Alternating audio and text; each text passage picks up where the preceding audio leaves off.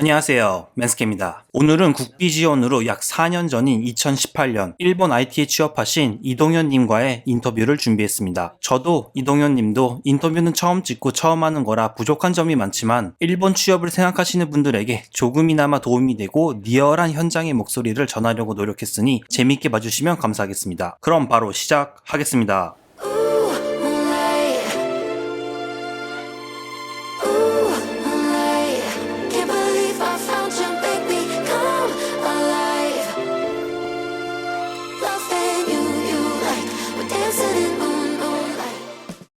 오케이. 가끔 여기도 쳐다봐줘. 네. 우선 간단하게 네. 자기소개 좀 부탁드립니다. 아, 자기소개. 네. 이게 솔직히 제일 어려웠던 건데. 그죠? 자기소개. 그러니까, 안녕하세요. 저는 이동현이라고 하고요. 어디를 봐야 되지? 여기도 메인을 봤다가 봐야 여기도 봤다가 메인이 여기. 여기를 봐야 되나? 아니면 형을 봐야 되나? 아니 여기. 여기를 봐야 되나? 안녕하세요. 저는 이동현이고요. 저는 형 보는 거 보는 게 좋은 것 같은데. 아 그래 나 보고 그럼 생각보다 어렵지 진짜. 어려워요.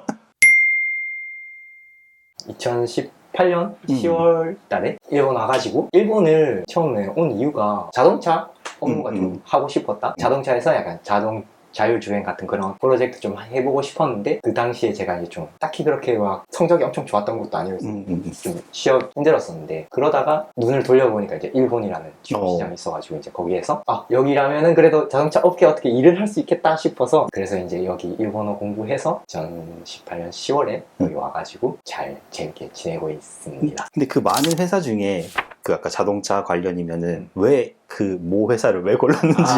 제가 제 자신에 대해서 이 회사를 갈 수 있겠다라는 그러니까 자신감보다는 그때 당시에는 아무래도 일본어를 배운 지 얼마 안 됐고 하니까 그나마 이제 갈 수 있는 회사들 중에서 이제 주변 사람들 가는 사람들을 보니까 대부분 다 이렇게 뭐라지 파견 회사 쪽으로 이렇게 다 가는 것 같아.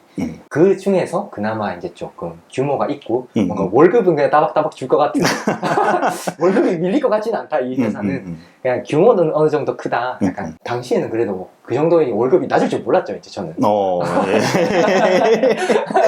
그런 거는 그러니까 회사에 들어가 보지 않고 제가 모르는 것 같아요. 들어가 보니까 여기가 되게 낮은 곳이구나라는 건 알았는데 당시에는 이제 그냥 회사 규모도 크겠다. 애초에 뽑을 때 코미코미 자동차 계열 쪽으로 뽑는다고 해서 그때는 이제 그런 왁구로 해서 저를 뽑았으니까 저는 이제 그쪽으로 가려고 해서 이제 지원을 하게 됐죠. 칸사이에 오면은 파견 나가는 데가 이제 거의 정해져 있잖아요. 특히 제조업이면은. 근데 그 중에서도 이제 일본에서 가장 큰 자동차 부품 회사인 D 무슨 회사에 가는 경우가 많은데 근데 결론적으로는 거기에 와서 그 D 모 회사에 가서 자기는 괜찮았다고 생각을 해요? 괜찮았어요. 그냥 이제 모르겠어요. 그러니까 다 지나고 보니까 그냥 다 괜찮았다고 생각하는 걸 수도 있어요. 근데 그냥 이제 처음에 가서는 제가 이제 거기 사람들하고 이렇게 친해지는 과정이 저는 솔직히 회사에서 일이 재밌다기보다는 그 회사 다니면서 그 사람들하고 재밌게 지내는 게 더 저는 약간 회사를 다니는 그 좋은 의미라 해야 되나? 그러니까 그 회사 다니면서 그 사람들하고 잘 지내는 게 저는 그게 더 재밌어요. 그래서 그게 처음에는 좀 잘 안 됐어요. 그러니까 이걸 어떻다고 해야 되나? 그러니까 제가 여기 왔을 때 그때 좀 분위기가 좀 별로 안 좋았어요. 여기 B모 회사에서 근무하셨던 앞에 분들이 1년 안에 막 한 3, 4명씩 이렇게 벌써 막 그만두셨어요.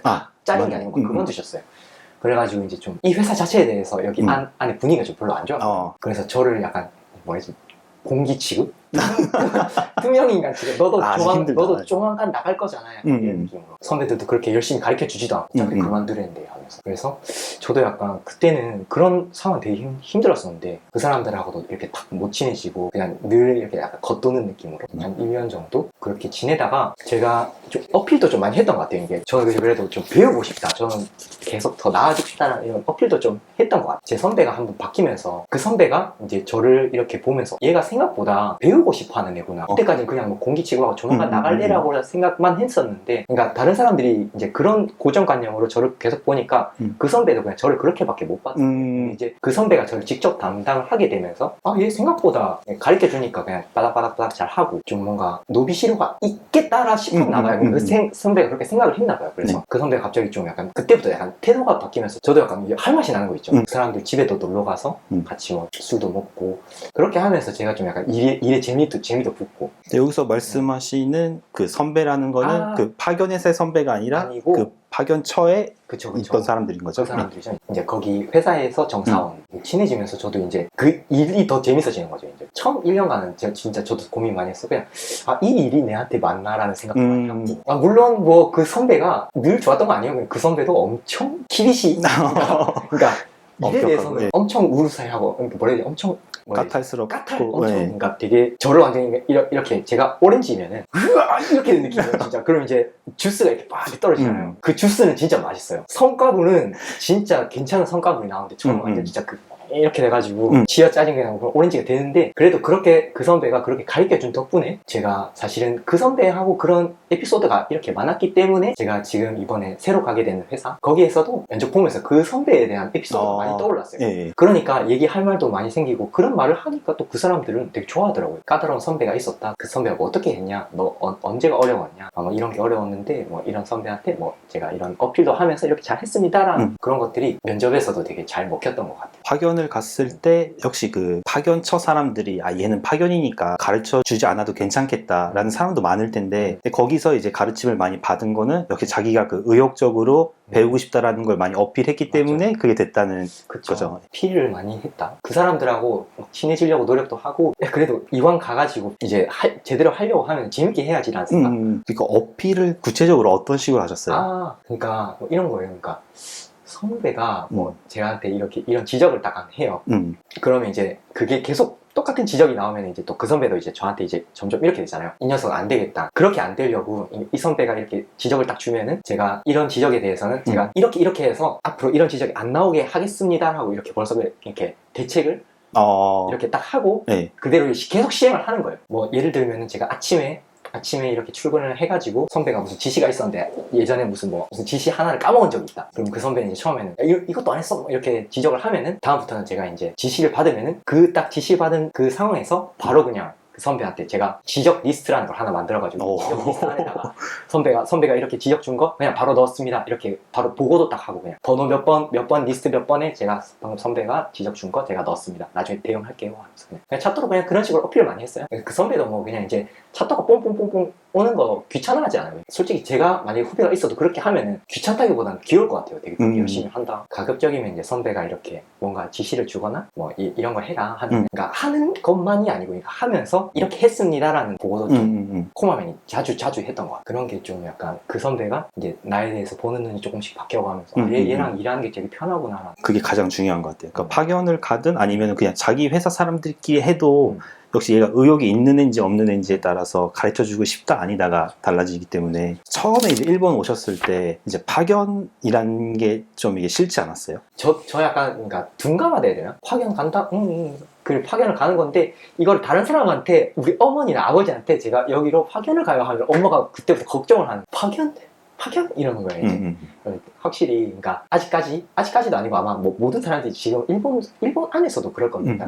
꽤 그래도 지금은 일반화돼 있어가지고 소프트웨어 계열 안에서는 되게 일반화돼서 그래도 좀 어느 정도 인식이 좀 누그러진 부분이 있긴 한데, 그래도 확실히 이직할 때 조금 느꼈던 게 파견 회사라고 하니까 파견 회사에서 여기에서 일을 했다 하면은 이렇게 책임감 있는 업무도 조금 적게 했을 것 같다라고 보는 것 같고, 그리고 밑에 사람들이야 그러니까 엄청 책임감이 있는 업무를 하기 어렵고 책임감이 있고 뭐 재미있는 그런 업무를 한다기보다는 조금 그냥 반복적인 작업 그런 거를 많이 하지 않았을까라는 그런 걸 보는 경향이 확실히 많이 느꼈어요.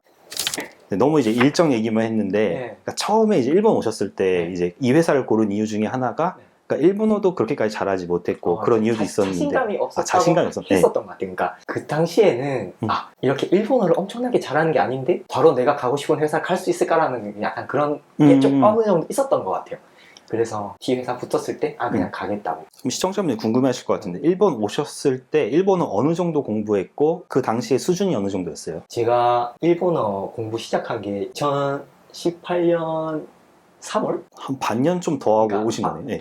2월 달부터 그냥 히라가나부터 해서 이제 공부해가지고 그래도 어느 정도 그 애니를 많이 봤다고 금방 말은 하겠더라고요. 거기서 조금 이렇게 배우니까 2-3개월부터는 그냥 말은 그냥 했던 것 같아요. 3-4개월부터는 그냥 이제 보통 그냥 면접 같은 것도 그냥 전혀 문제 없이 볼 수 있을 정도로 그냥 말도 하고. 언제였지 제가 그래서 N1을 딴 게 7월? 6월? 쯤에 2018년 6월쯤에. 그럼 2월달 공부하고 6월에 땄으면 4개월 만에 N1 딴 거예요? 미쳤다. 4개월 만에 N1 땄어요.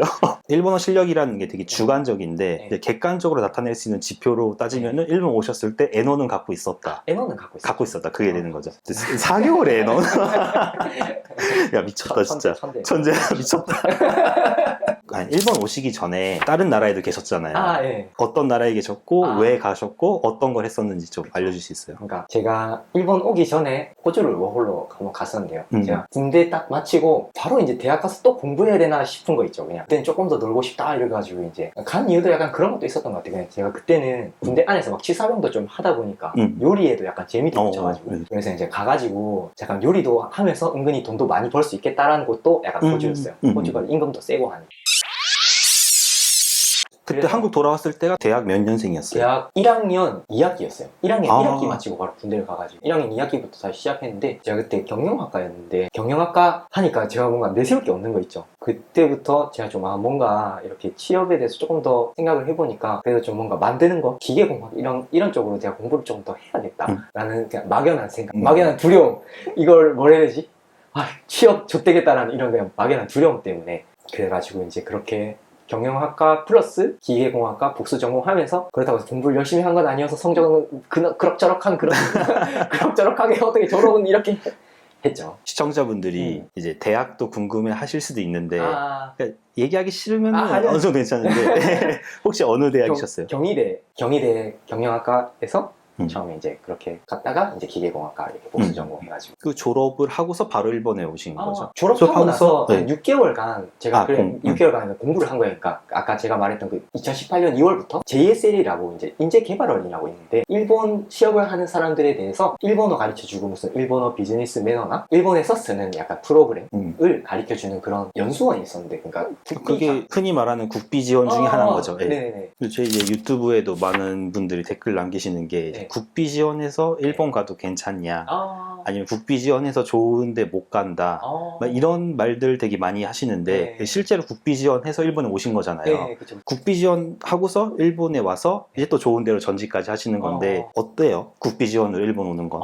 저는 감사하는 마음밖에 없어요. 진짜 국비 지원에 대해서는 여기를 와가지고 더 못했다 이런 거라기보다는 이 사람들 아니었으면 제가 어떻게 이렇게 일본어도 갑자기 어디서 가르쳐주고 비즈니스 매너라든지 아니면 여기서 내가 프로그램 일본에서 쓰는 프로그램 같은 거 그래서 저는 좋았다고 생각해요. 다만 조금 생각할 수 있는 게 국비 지원으로 와서 내가 좋은 데를 못 갔다기보다는 아무래도 이제 국비 지원을 하는 그런 센터에서 주로 이렇게 그 사람들한테 연락이 오는 일본 회사들이 아무래도 일본 안에서 이렇게 일본 사람들이 많이 이렇게 안 가려고 하는 회사들이 인재가 부족하다 보니까 한국에까지 이렇게 눈을 돌린 회사들이 많이 오다 보니까 그런 회사들이 컨택이 많다 보니까 이쪽으로 갈 확률이 조금 높은 것 같아요. 그쵸, 확률이 높죠. 확률이 높아요. 그래서 자기가 거기에서 하기 나름이죠, 이제 진짜. 그러니까 거기 일본 국비 지원 다니면서 이제 거기서 가르쳐 주시는 거는 이제 되게 좋은 말씀 많이 하시니까 이제 그걸 다 배우고 자기가 정말 이제 가고 싶은 곳 있으면 이제 그런 데를 이렇게 잘 노려서 가면 되지 않을까.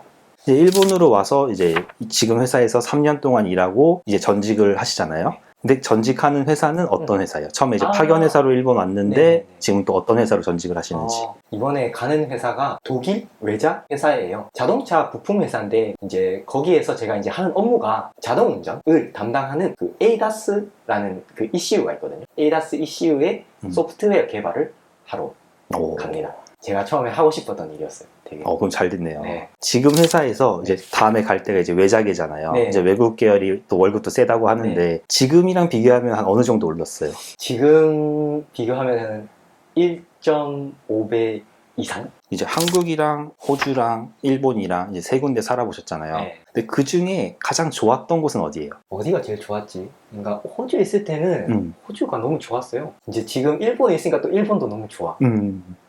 근데 한국에 있을 때는 한국은 안 좋았어요. 그랬던 것 같아요. 그러니까 왜 그렇지? 네. 그러니까 야 그런 게 있나? 약간 밖에 나오니까 더 재밌는 거? 그냥 밖에 나와서 뭔가 외국말 하는 것도 재밌는 것 같고 뭐라 해야 되지? 평소와는 조금 안 익숙한? 지금 아직도 일본 다니면서 약간 이런 몰랐던 부분 같은 거 이렇게 네. 이런 것도 있나? 이런 것도 있나? 약간 아직까지도 그런 게 되게 많거든요. 그런 게 너무 재밌는 것 같아요. 되게 외향적이시네요. 근데 또 일본에 오신 분들 중에 많이 고생하시는 것 중에 하나가 이제 향수병으로 고생하시는 분들 되게 많잖아요. 그쵸. 한국 분들 가고 중에. 싶다 이런 소리 하는. 근데 그런 거는 한 번도 안 들었어요. 없어요. 없어요. 엄마 아빠가 되게 섭섭해해요. 그럼 일본에 와서 가장 좋았던 건 뭐예요? 그러니까 일본의 지금- 이런 점은 좋다? 그리고 왜? 일본은 이런 점은 좋다? 그러게. 근데 이게 양날의 검인 것 같아요. 그러니까 엄청 양날의 검이에요. 제가 또 성격 자체가 좀 그런 것도 있긴 한데, 한국에 있으면은, 그러니까 은근히 사람과의 거리가 조금 가까워요. 그래서 이 사람들의 사생활도 그냥 거리낌 없이 이렇게 막 얘기를 하고 나에 대해서 다 보여주고 이 사람도 나에 대해서 다 보여주는 게 약간 조금 당연시되는 오히려 이걸 약간 숨기면은 삐그덕된다는 네, 관계가 삐그덕된다는 맞아요. 느낌이 나는 곳이 한국이라면 반대로 일본은 그러니까 정말 친해지기 전까지는 굳이 이렇게 자기를 다 안 드러내도 된다. 다른 사람들의 프라이버시라는 거는 기본적으로 약간 존중을 해주는 그런 거에 대해서 약간 편안함? 제가 은근히 뭐라 해야 되지 외향적이라서 그런 거에서 아무 거리낌이 없었는데 여기 와서 이런 대우를 받다 보니까 이게 또 은근히 편한 거 있죠. 그죠, 편하죠. 편해요. 되게 이 사람하고는 굳이 이렇게 입각까지 안 해도 된다. 이 사람도 나에 대해서 되게 그런 부분에 대해서 존중을 해주는. 결국에는 뭐 친해지면 나중에 까긴 하죠. 그런 게 인간관계에서도 좀 편했던 것 같아요. 그런 거. 그래서 여기 와서 그런 거 부분에 대해서 되게 만족하고 있어요. 되게. 그러면은 반대로 이럴 때는 정말 한국 가고 싶다. 일본에 정말 안 좋은 점 있나? 없어요? 있나 그런 게? 굳이 찾아야 되나? 없으면은 그러니까, 뭐 없는 대로 괜찮은데. 근데 뭔가 또 거리를 만들면 또 은근히 또 있을 것 같아서 생각을 좀 해볼게요.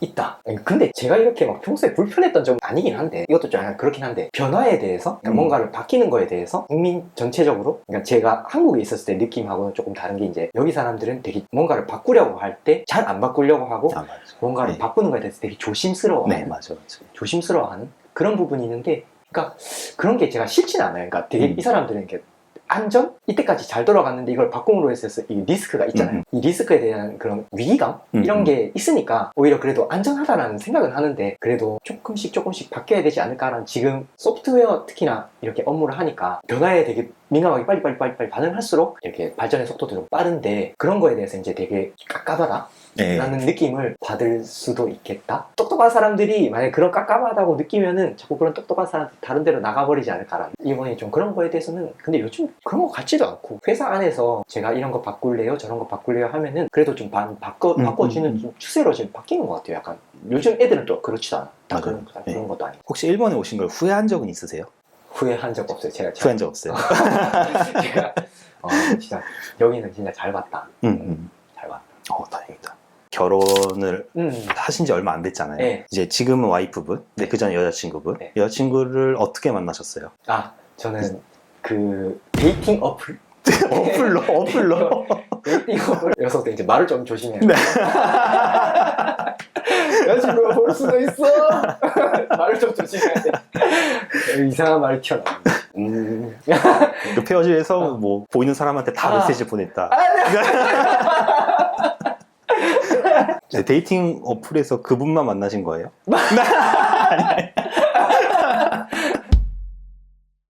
당연히 케바케고 사람에 따라 다를 텐데 한국 분을 사귀었을 때랑 일본 분을 사귀었을 때랑 어떤 점이 다른지. 이것도 너무 어렵나? 제가 한국 여자분 사귀어본 적이 없어요. 없어요. 그럼 호주에 있을 때는? 호주에 있을 때는 대만 여자친구였어요. 대만 여자친구? 대만 여자친구. 그럼 외국인만 사귀었네요. 마지막으로 제 채널을 보시거나 하시는 분들 중에 이제 일본에 오려고 하시는 분들도 꽤 많거든요. 그럼 이제 일본 생활을 이제 준비하시는 분들, 이제 시작하려고 하시는 분들한테 하고 싶은 말 있으시면 부탁드립니다. 그러니까 이건 좀 제 생각일 수도 있는데 와가지고 친구 많이 사귀는 게 진짜 제일 좋은 것 같아요. 그러니까 친구를 많이 사귀면은 문화도 빨리 배우고 또 재밌잖아요. 일본 처음 와가지고 저도 처음 제일 힘들었던 게 처음에 친구가 없어서 진짜 힘들었어요. 맞아요. 그냥 한국에 있었을 때는 늘 그냥 뭔가 일 끝나거나 주말이나 그냥 혼자 있는 것보다는 밖에 나가서 그냥 늘 친구랑 얘기를 하는 거를 그러니까 내가 뭐 이런 게 힘들었다라는 것도 얘기를 할 수 있는 상대가 있는 거라 이런 게 힘들었었다라는 말을 할 수 있는 상대가 없다는 거 그런 게 처음 너무 힘들더라고요. 그게. 아까 마지막이라 그랬는데 말씀하시다가 이제 반환이라는 게 나왔잖아요. 솔직히 일본 오사카 사시면서 반환 감정을 느껴보신 적 있어요? 없어요. 없죠. 처음은 없어. 뉴스에서 보는 거랑 또 약간 확실히 그냥 사람 만나는 거랑 또 아마 이거는 오시면은 다 알 것 같아요. 그쵸. 금방 알 것 같아요. 생각보다 일본 사람들 별로 그런 게 없네. 아마 이거 진짜 편집할 때 제 얘기 거의 다 자를 수도 있는데 제가 느끼는 거는 만약에 자기가 반일이 있어서 반일 감정을 가지고 사람을 대하면 걔도 반환으로 돼봐져 오는 거고 거울이 되는 거죠. 자기 학이 나름인 것 같아요. 저도 그렇게 느끼고 저도 반환을 느껴본 적이 없습니다. 다행이다. 오늘 인터뷰 응해주셔서 감사합니다. 4일 후면 요코하마 가겠네요. 네, 가죠. 또 거기서 한 번만 뛰면은 연봉 1억이 눈에 보이잖아요.